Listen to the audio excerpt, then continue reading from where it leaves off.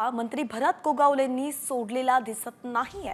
काल गोगावलेंनी महाडचे ग्रामदैवत वीरेश्वर महाराजांच्या छबिना उत्सवात हजेरी लावली।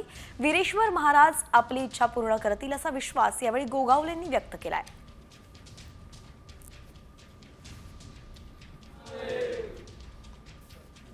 वीरेश्वर महाराज माझ्या मतदारसंघातलं आमचं आराध्य दैवत आहे आणि जागरूक देवस्थान आहे। आतापर्यंत जे जे मागितलं ते त्यांनी देण्याचा प्रयत्न केलेला आहे। आता एक इच्छा आहे ती पण आता मागितलेली आहे आणि ती पूर्ण होईल असं आम्हाला वाटतंय।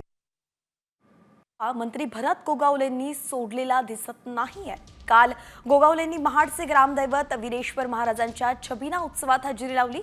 वीरेश्वर महाराज आपली इच्छा पूर्ण करतील असा विश्वास यावेळी गोगावलेंनी व्यक्त केलाय।